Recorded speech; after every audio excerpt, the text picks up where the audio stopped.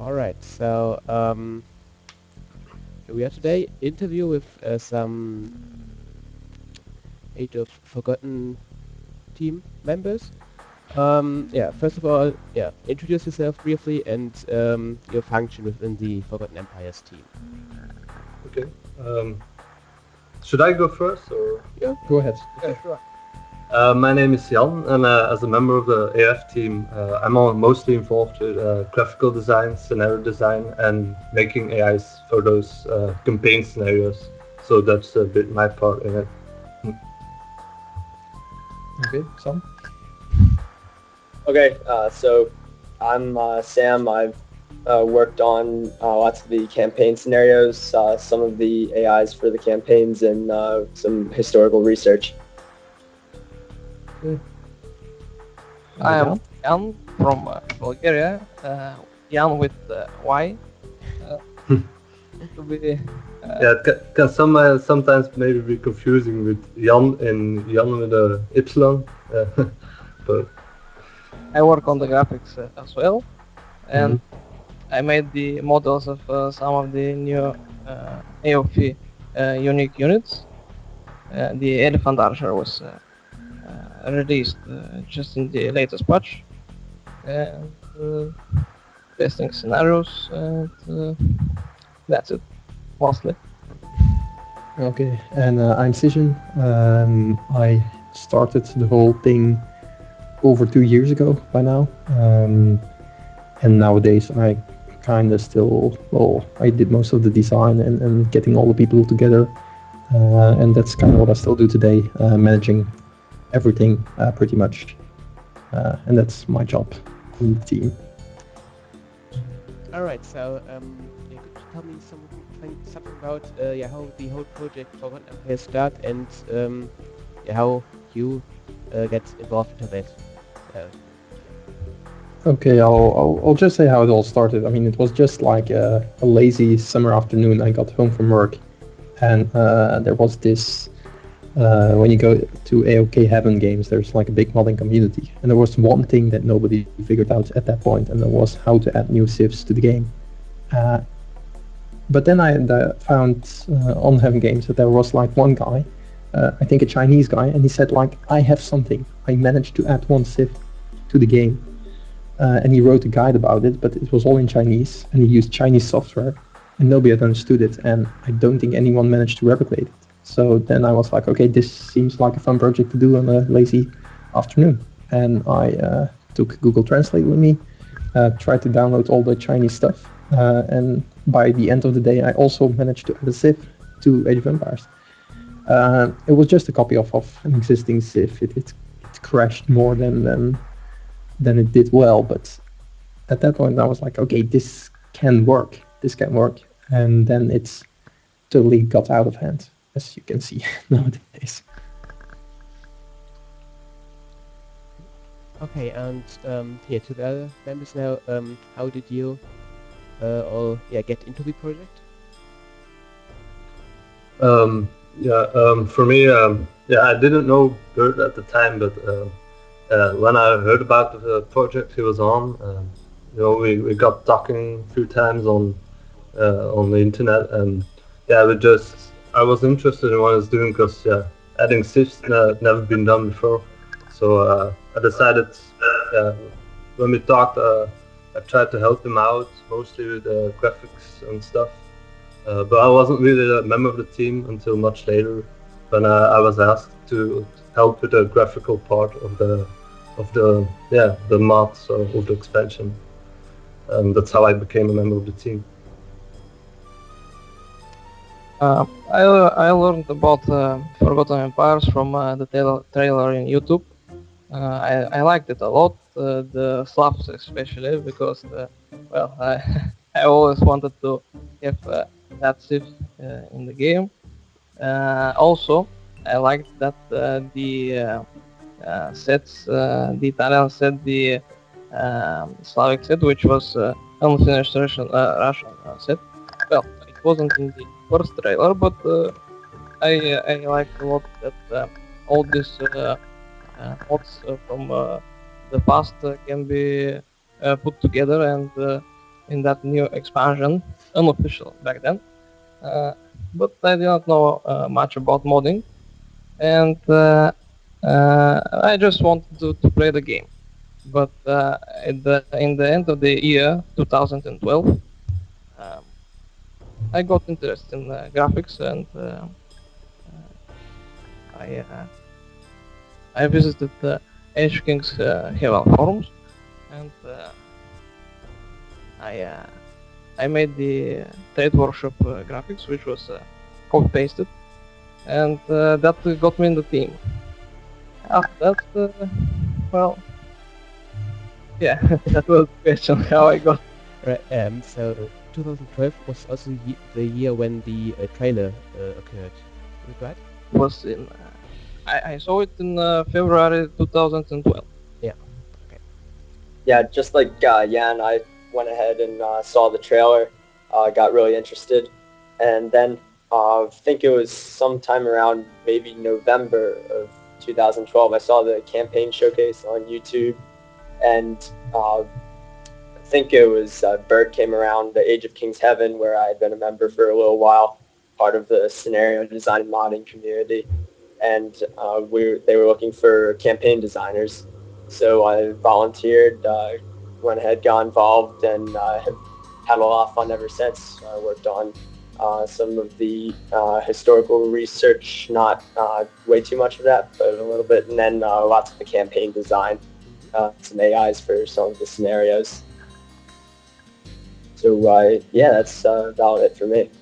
Yeah, I think that goes for most of the people. Like they kind of heard it somewhere on the net, and then they showed what they could do, and we just added everything at that point. Like, because my skills personally is definitely not making graphics or making sounds or any of those things, but they are definitely needed for a game. So it was great to see all the enthusiasm of all those people, and eventually some people like these three guys, they stuck around, and they're still around. So definitely a big community effort.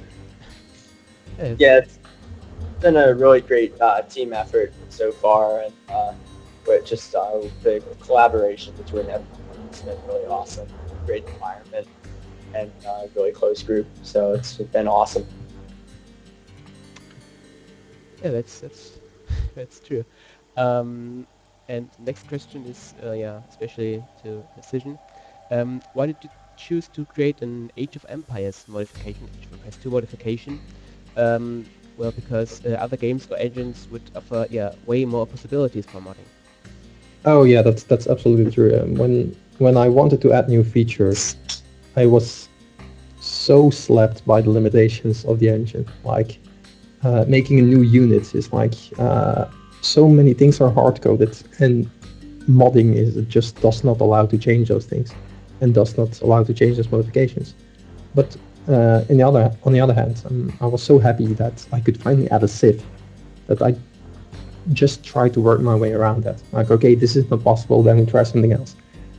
This unit, no, won't work, we try something else. Because we really wanted to get this done. And it was kind of like something I dreamt about since I was like yay big, to really get new stuff added to Age of Empires. And yeah, eventually we did it, but it's more of a nostalgia thing. Like this is a great game, and it always will be a great game despite the many limitations that you have, and we just worked within those limitations, and then it really works out. I also think just we all grew up with Age of Empires, and it's part of childhood. So yeah, it's really appealing graphics and a great engine for something so old. So yeah, it's definitely nostalgia that made us choose to modify and to put so much time into this game and not some other game or new game. More possibilities. It's just a great game in my opinion. How did you guys come in touch with the Microsoft stuff when after the release of HD or even before? I don't know. We actually contacted them way before HD got released. We found on LinkedIn that there was like a guy who was responsible for Age of Empires, over at Microsoft, and we just sent him a message there. And then after a few months, it was definitely not fast. We got a reply back saying like, okay, could you just talk to this guy, and we'll see what we can do. And that's how the ball started to roll. And after HD got released, things really started to go faster, and there was real genuine interest and to make it official part of the series. And that's kind of how we did. We really had to reach out to Microsoft ourselves. It's not like they stood knocking on my door one day and said, hey, sell us this thing. No, it was we definitely had to reach out to them. But that was nice, because I remember them saying like, we get requests like this to do something with Age of Empires. Probably 10 requests a week, hundreds of requests a year. The craziest stuff you can't imagine, like people offering to make, I don't know, towels of Age of Empires, stuff like that. So it's quite nice that once in a while we have something that we can actually go for. And then, well, that's what the Forgotten eventually became. Something that was not a towel and was worth Microsoft's time. Even something absurd like a mobile Age of Empires. Yeah. World domination. Yeah, indeed. I think that just went exactly the same way. They were just bold enough to say, hey guys, can we do something? And Microsoft probably said, yeah, why not? Go ahead. Well, probably was a bit more complicated than that, but you get the general idea.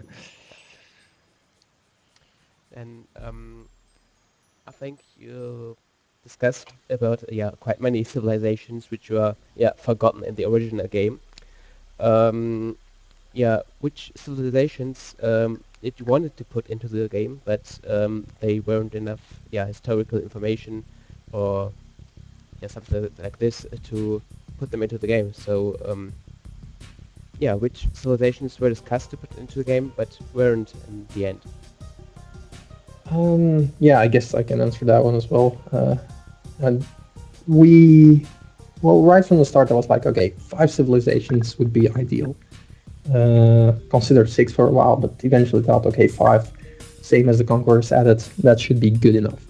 And then I was just going around like, okay, things that had some interesting military history during the Middle Ages, kind of did not stand on their own, and also what was very important at the time, they needed to share some common history with an already existing civ, so we could use the graphics for the buildings. At that point I was like, okay, I really can't make a full set, and that was just out of the option. So I was thinking, okay, maybe European civ, we have 2 European building sets, so another one, why not? And I think the first 5 civs I had in mind, and now I have to really think deep, is the Lombards, which eventually turned into the Italians. Just a name change, the general idea was the same. I mean, Italy is already used a lot in the Age of Empires campaigns, but they're always used as, I mean, like in Barbarossa. Yeah, exactly. There's a lot of Italians there, but they're always the Teutons, and I was like, come on, give the guys a civs. What else? The Magyars, those were decided quite fast as well, because I think in Genghis Khan campaign they also appeared, and they always said like that the Hungarians, or the Magyars, had like the most terrifying cavalry of Europe at the time. They had the Hussars, they originated from Hungary. We had the Black Army, which was a mercenary army, which was like one of the most powerful of its time, and they all came from Hungary. And it's like in the middle of all those battles in Europe. So that was like the ideal civ that was just completely forgotten. What else? The Scyths, or the Scythians, I considered for a while. But then after doing some research, I was like, okay, we don't really have that much about them. They probably don't really fit in the medieval team. And then they kind of remind me of the Huns anyway, so those were quickly replaced by the Slavs. And then what else? The Incas. There was no doubt that the Incas would be in. That would be too big of an opportunity to miss. And then the fifth civ, I was thinking about adding Tibet, the Tibetans, because they really have a genuine good history, but they have a very peaceful history. Obviously, it's not a stereotype. It's generally have a very peaceful history. I was thinking, okay, maybe I can make a monk unique unit or something like that, but it just didn't really work out. So those were changed to the Indians eventually. And then we have 5 civs, I think. Yep.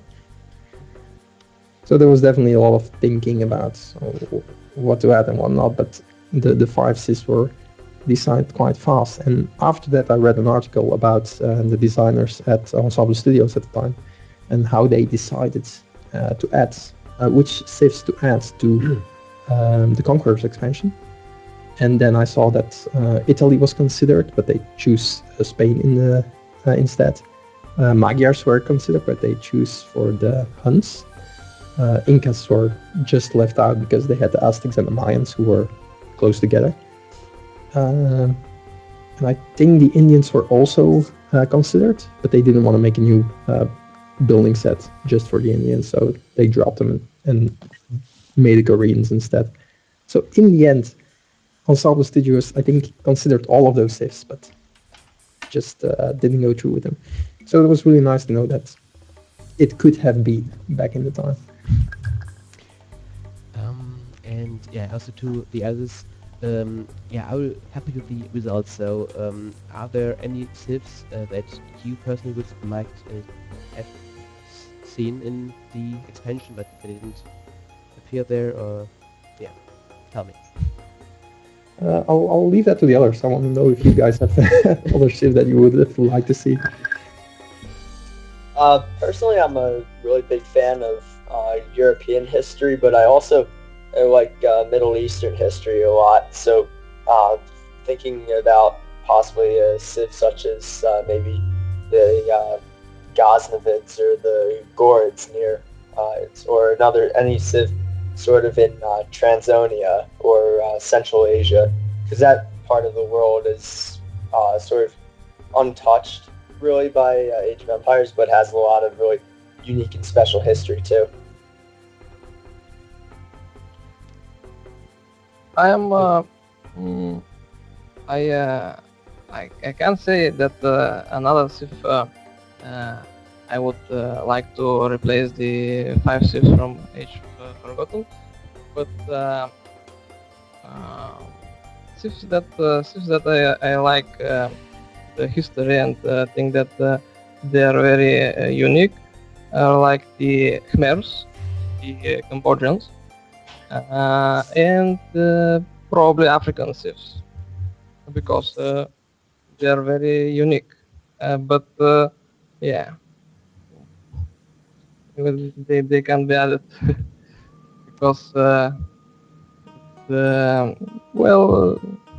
it was a lot of work to do these 5 civs from Age of Forgotten, and like Bert said, new civs from Southeast Asia and Africa won't be very much connected. Yeah, I also think that there are a lot of civs and areas that are very important in medieval age, but are now kind of forgotten. But of course, there's a limitation on the amount of civilizations you can add and building sets. It takes a lot of work, and of course, I hope that in future mods by the community they could be included. But I think for now with 5, we have plenty to material to make new campaigns and scenarios and to have fun with it. Yeah, for me, I'm really looking forward to those mods who would add more civs and different civs and see how that works out. Definitely. Yeah, there were quite a few that you mentioned. The Khmer. We really considered that for a while because many years ago there was a guy who started making a mod pack for the Khmers. He also made buildings, and they actually looked quite nice. But all his files were lost apparently. So at that point, I was like, no, the buildings he made were really nice, but remaking all those is probably too much work. So it really sounded appealing at the time, but we didn't go through with it. Another one, and that one has been requested quite a lot, was adding the Portuguese civ. And I really wanted to do that, but I was like, 5 civs is enough, and Portuguese was always like the 6th choice at that point. Yeah, that was why the Portuguese never made it into the game, but they're definitely an interesting civ. But yeah, just didn't get in. Okay, yeah, now we'll move on to the AI. At the moment, the AI gets reworked, and will the finished AI be similar to the one we have in the non-HD version of Forgotten Empires, or will there be differences or improvements? It will definitely be different. The big reason for that is that the AIs in the mod version, they're all based on user patch, but user patch is not completely in the HD version. So we need to adapt ourselves to the things we can and cannot do in the scripts for the new AI. What does that mean? It probably means that one thing is sure, that there won't be like 5 or 6 scripts like we had in the mod version. There will just be one single script, but it will be quite versatile. It should be able to handle all crazy situations, because in the mod version, it often happened like if you played Black Forest and you had selected an AI that is not really good on Black Forest, that you would have a really bad game. And that is not something that should be happening. Now there should be one AI, and it will be able to handle whatever weird situation or map you throw at it. That's the general idea, because no matter how bad the current AI is, it is very versatile. Like, you can give it the craziest map and it will still somehow manage to do something with it. Not something very good, but at least it won't do crazy stuff or be stuck or crash or anything like that. So that's I think the biggest challenge that they're currently working on. But it's looking good so far.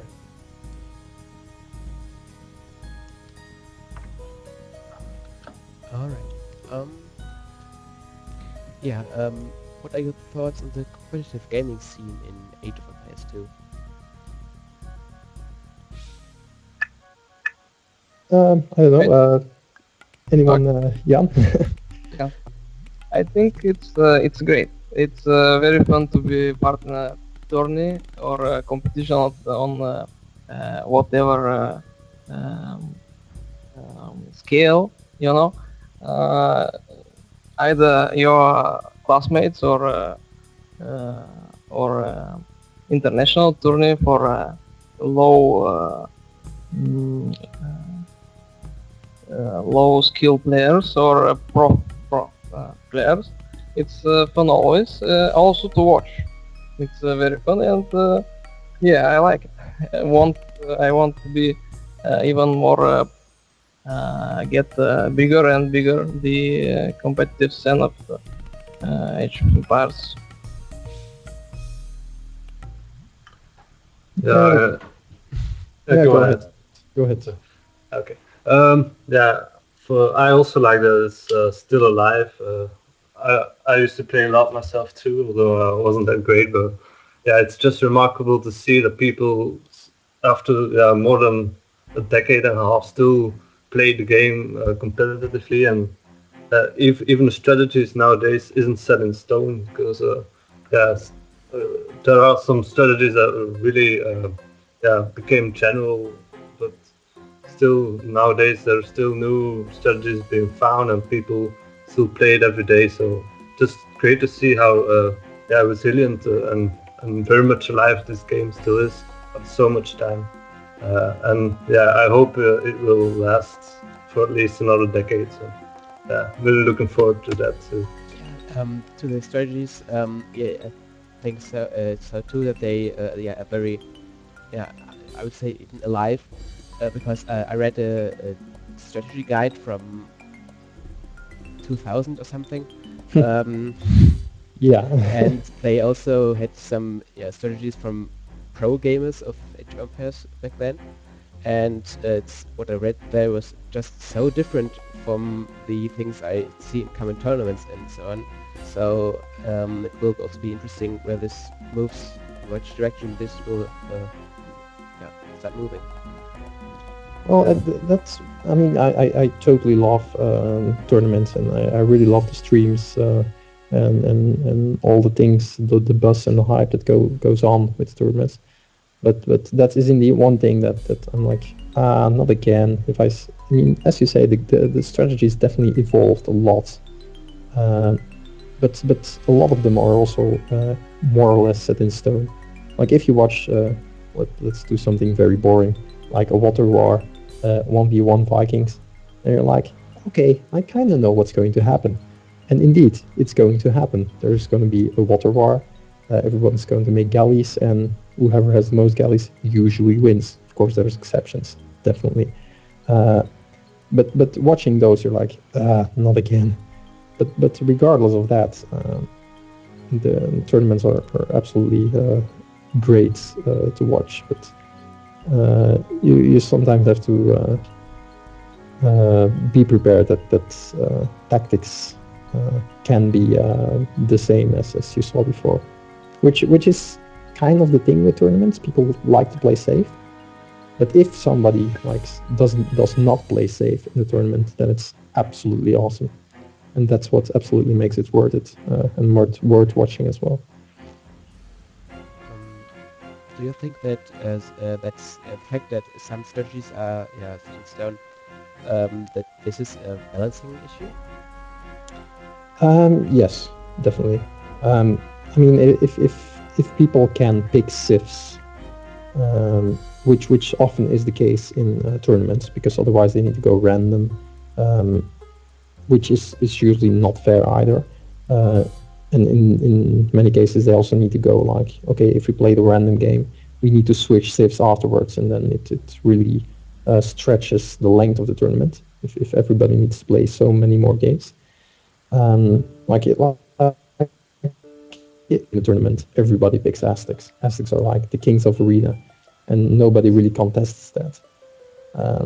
So if there's only one civ to really flesh out for a tournament, or flesh out for a certain map in a certain setting, yes, then that's sadly a balancing issue. But I mean, in general, the balance in the game is quite good. But if you go really deep and play professionally, then these things really start to show. Regarding balancing, for example, a lot of people coming on the forums that Italians are underpowered, especially on lower skill levels. Will there be balancing patches in the future? Balance is, well, a very tricky thing, definitely. One thing you've mentioned, and that's very true, is that on low level, they are indeed underpowered, but balance is always for high level players. I think if you play low level, I think there's the strong civs are totally different from high level players. Like if you give Persians and Britons, I think they're probably the best civs for new players, because you have elephants and you have longbowmen, and they're awesome. But if you play them as a professional player, and you get elephants, I don't think you ever see elephants in a professional game. And longbowmen, okay, you see them, but they're not like the holy grail units that new players make them out to be. And I think with that in mind, that Italians are really a strong civ, mainly because they have archers that actually counter cavalry, which is insanely strong. They're like the Urs Mangudai, which is also something. One of the few. But that is of course high level, and I think on Steam, which has brought a lot of new players, that it is difficult to say, okay, now we're going to balance the civs based on your feedback, because there is not a big expert scene, if at all, among new players at this point. And one thing to keep in mind is that we did a lot of balance testing with expert players for the Forgotten. And many of those things we polished the Civ a lot. Like if I see the first Magyars and the first Italian bonuses I came up with, they're completely changed nowadays, for the good, of course. But yeah, so yeah, will balance changes be made? Yes, but it's a lot more complicated than just going by the feedback that we have now, because the game is so complicated, and it really requires a lot of in-depth expert feedback to change things. But yes, it is definitely considered. All right. Next question. Yeah, you worked the models of the Eagle Warrior, the Eagle Scout, Eagle Warrior, and Elite Eagle Warrior, and yeah, I think most of the feedback I personally came in contact with was quite positive. And do you plan to create new models for other elite units, for elite unique units as well? I can answer that.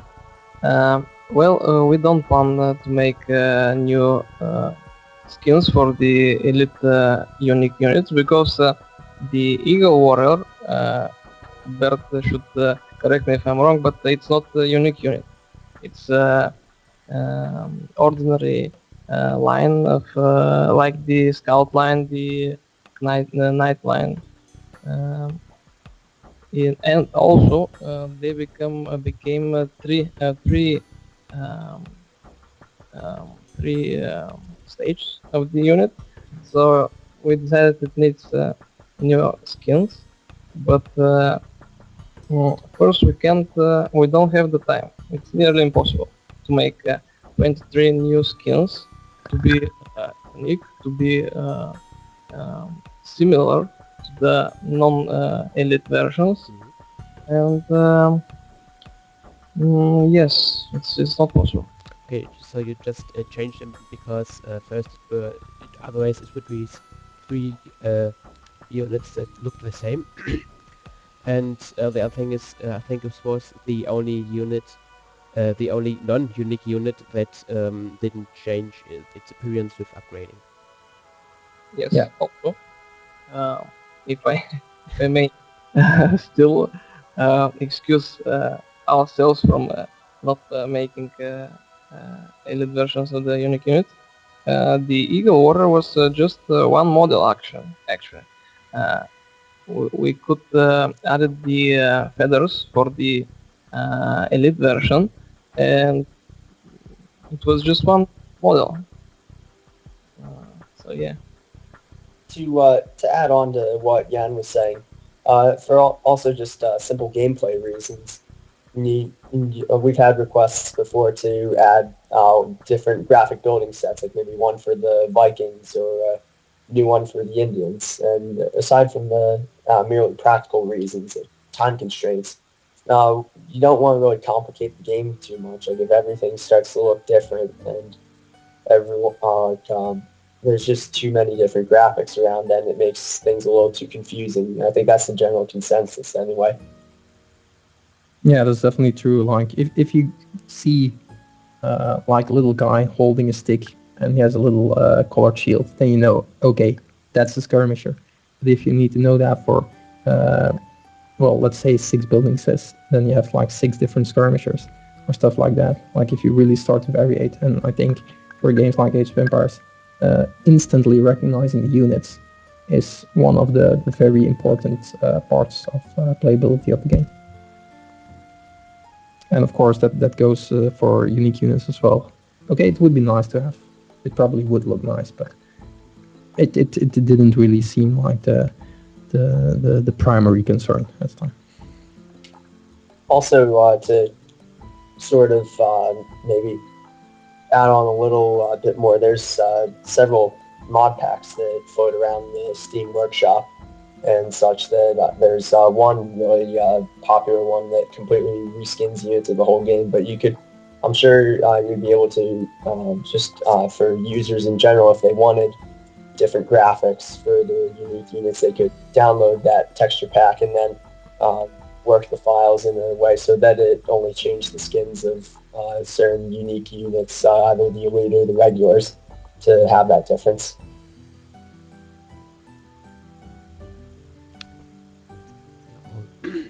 That's just such a yeah, I totally agree on the that it's vital to recognize units at once.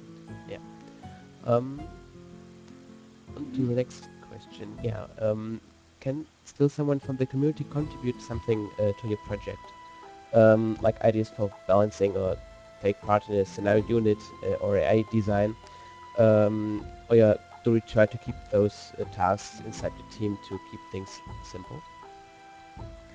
Yes, everyone, in my opinion, is able to uh, contact with us or send us feedback on the forums. We browse them and read the feedback very frequently, and we're easy to reach. Yeah, that's true. We're very easy to reach, but uh, also on the other hand, there's a lot of things that we already have planned or already being worked on, and we have to work within those constraints. So if somebody says like, "Oh, I have a great idea for a campaign, I already started making it," would it be great to maybe see it in the game? Then we have to say, well, we already planned out all the campaigns at this point, so that's probably not going to happen, regardless of how great or how good the campaign value is. So we definitely have constraints to work within, but other than that, we really, I mean, it is a community effort, the whole thing. That's how it started, and that's how it's still going nowadays. So we're not really stepping off or stepping away from that, but we definitely have constraints to work with. So it's not like everything will make it in.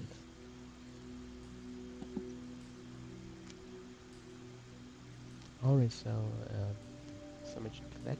And yeah, there were rumors in the community. I heard from several people about it that there will be civilization-specific models for monks, so that the Christian civs have the standard monk, the Saracens and Persians will have the imam, and the Far East, like Indians, Chinese and Japanese, will have the Buddhist monk that is already in the Indian campaign included.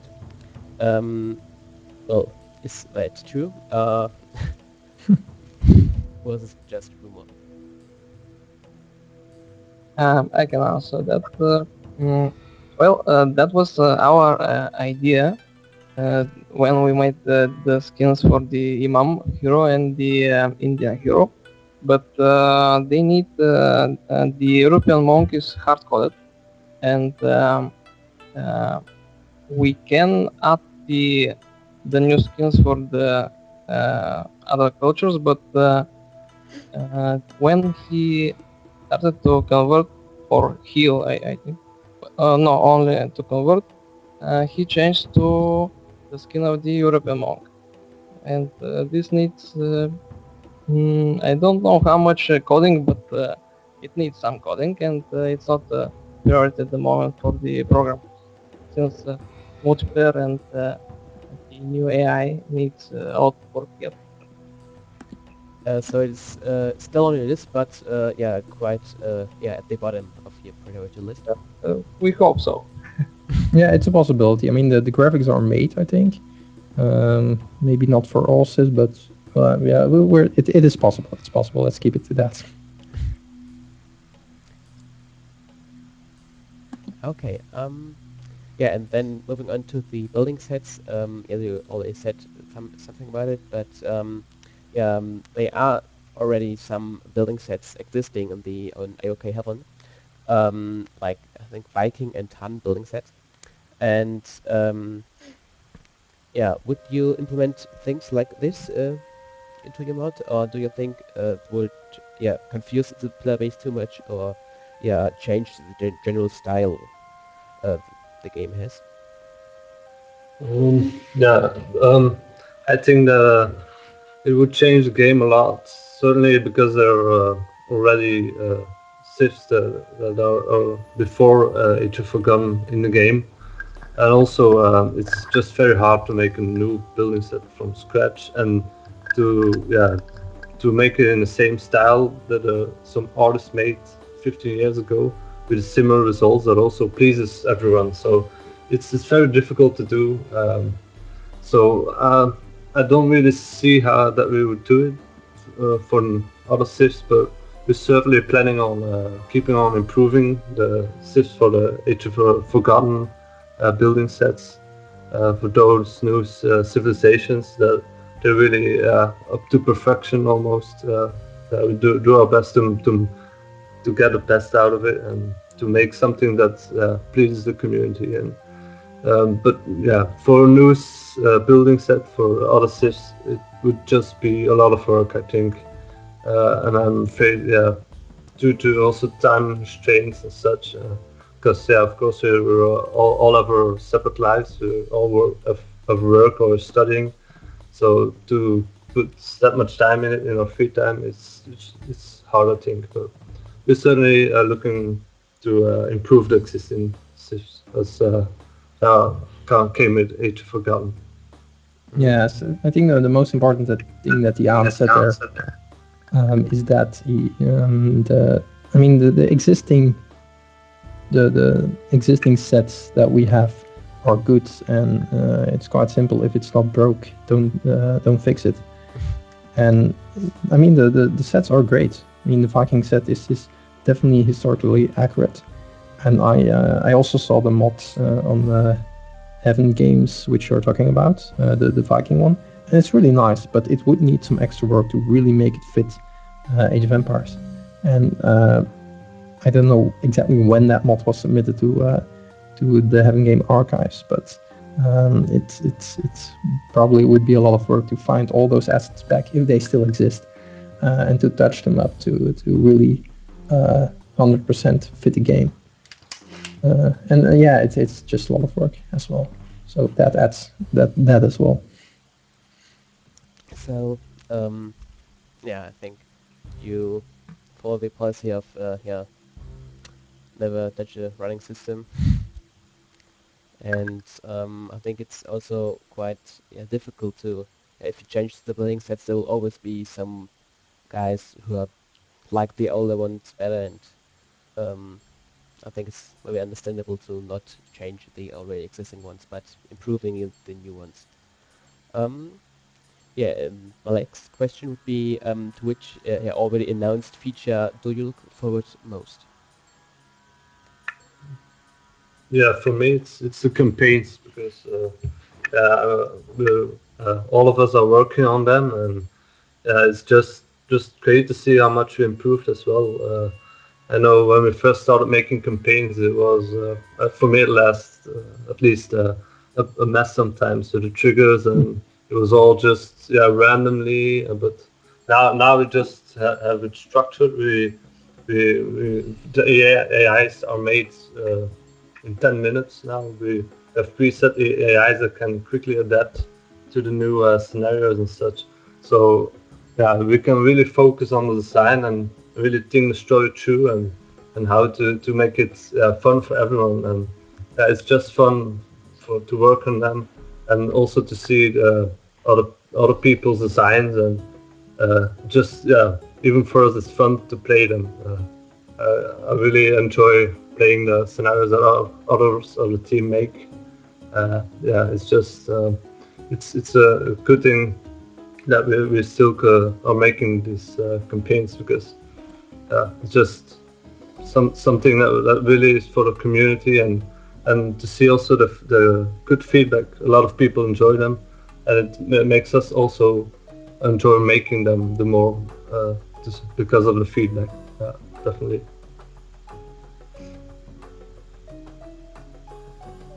I actually look forward for not a future in Forgotten, but for the historical scenario design competition of SAM. I think it's very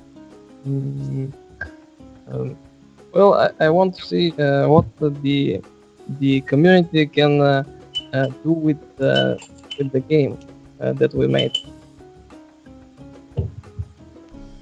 Oh yeah, the historical scenario designing contest. I also participating in it, and yeah, I just want to say it's a great thing to have this amount of communication between yeah, developer and community, and yeah, it's great. No problem. Yeah, go ahead. So. Okay. Yeah, definitely really looking forward to the results of the campaign contest and seeing all the stuff that you guys are making, but also and also the new campaigns that we've been working really hard on. I mean, Jan pretty much summed it up, so I won't talk too much about it, but really fun process, and I think you guys are really going to enjoy it. And then also AIs and multiplayer improvements. I think that there's some of it's been a bit of a long time coming, and I hope it lives up to everyone's expectations. Yeah, that's probably what I'm looking forward to most, the AI improvements, just to see how it will work out. Like, one of the things is if you see, there's a lot of new players every day on the HD edition. If these guys play against AI, they can have a challenge on easy or on standard difficulty, while we can probably kill those guys with our eyes closed. And that's something very, well, interesting, so to say. Like, you have to make the new AI challenging enough, but on the other hand, you have to make it or keep it friendly for new players. And I'm really curious on how that's going to turn out. So am I. Yep. Okay, I got one last question. Yeah, would you say that the Age of Empires community will survive another decade? And yeah, why do you think so? Yes, just yes. The game is, or I mean, the game got a new expansion pack after 14 years. So just that thing, I don't know if it's a world record, but I sincerely hope so. I really should look it up if that's a record. And I mean, if that is already possible, and it's still so successful today, then I don't see why it wouldn't survive another decade. It's like, I don't know, maybe your parents like the card game so much and they still play it with their friends nowadays or whatever. And yeah, I think Age of Empires will kind of go down the same road, especially since the HD version came out. So now it's made again for like newer systems. The previous version had already starts to show new issues with Windows 8.1, all these kind of things. But in HD, all those things are solved, so you can just get along with it. So if Windows 7 survives another 10 years, just like XP did, then we'll definitely be playing this in 10 years, no doubt.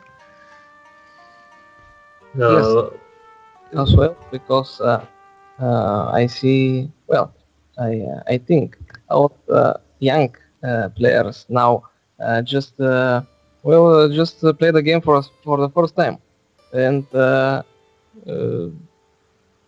I think it will be played after 10 years as well. And Bert said something very important as well for the HD, that because that it was it was really improved for the future operating systems, and the graphic cards, and well, a lot such. It's not direct fix, or well, I'm not very sure what the program is, but it's at least 32-bit colors, and yeah, it should be playable for the next decade for sure. Popular, I think.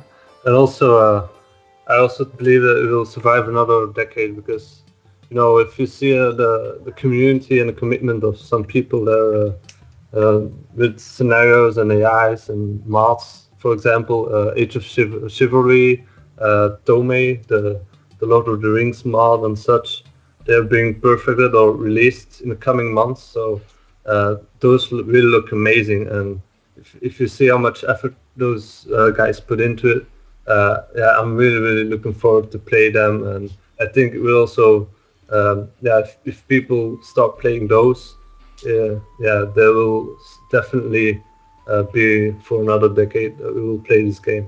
I'm sure of that. Yeah, really strong, tight-knit community. It's it's almost 15 years now. It's been going, and certainly doesn't show any signs of slowing down. Indeed, quite the opposite. It's very much alive and quite strong. So I certainly don't see any reason why it couldn't last for far more than just a decade, even longer.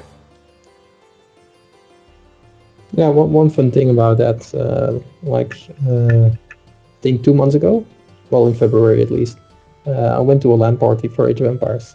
It was filled with people who were just playing like once a year on that LAN party, and then they played Age of Empires, and it was like something they didn't play it the whole time, not every day, just yeah, once a year for some guys, but they just always came back to it because it was just fun, and I think they really it was kind of a tradition to them, and I think for a lot of people that is more or less the feeling they have with Age of Empires. Yeah, I think I would totally agree to your opinions, especially the release of HD Edition and then Forgotten Empires 4 HD has revived. Yeah, well, it hasn't revived because the community wasn't really dead, but brought new strength, new power to the community, and yeah, it's a great thing, and will, I think, also virtually survive the next 10 years or even more. Yeah, thank you for your time, and yeah, thank you. Yeah, thanks for having us. Thank you for the interview. Yeah, thanks a lot. Have a nice evening.